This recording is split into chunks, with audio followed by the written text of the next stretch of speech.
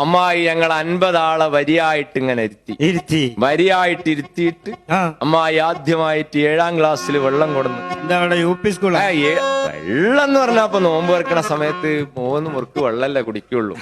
പിന്നെ ജ്യൂസ്, കരിക്കഞ്ഞി, ചായ പലതും കുടിക്കാണ്ടാവൂലേ, വെള്ളം കുറേശ്ശല്ലേ കുടിക്കുള്ളൂ.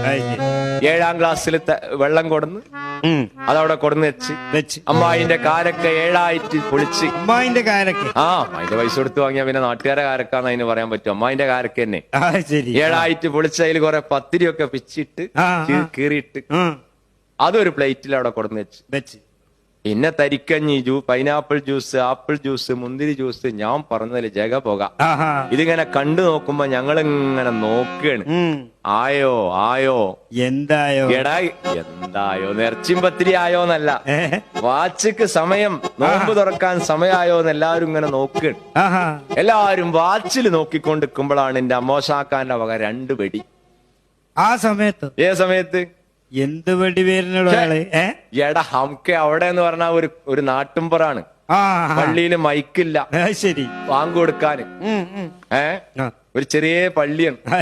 ആ പള്ളിന്ന് സാധാരണ നോമ്പ് ആയി കഴിഞ്ഞാലും സമയം തുറക്കാനുള്ള സമയമായി എന്ന് ദൂരസ്ഥലങ്ങളിലേക്ക് അറിയാൻ വേണ്ടിയിട്ട് 2 കദീന വെടി പൊട്ടിക്കണ ഒരു പരിപാടി ഉണ്ട്. ഇൻചാർജിന്റെ അമ്മോശാക്കാണ്. മനസ്സിലായോ? ആ വെടിയാണ്. വെടി കേട്ടോടനെ അമ്മായി പറഞ്ഞു, മക്കളെ പൊട്ടിക്കണ് തുറന്നോളി. അതില് ഞങ്ങൾ ആ വെള്ളം എടുത്തുകാണ്ട് കുറേശ്ശെ കുടിച്ച് നിലമൊക്കെ അടിച്ച് വൃത്തിയാക്കിയതിന്റെ ശേഷം അച്ചിപ്പായയും നിവർത്തി അതവിലമായി ഇരുത്തി അറബികാരൊക്കെ തുളയും വെച്ച് അഴക് ഗ്ലാസിൽ ജലമൊഴിച്ച്.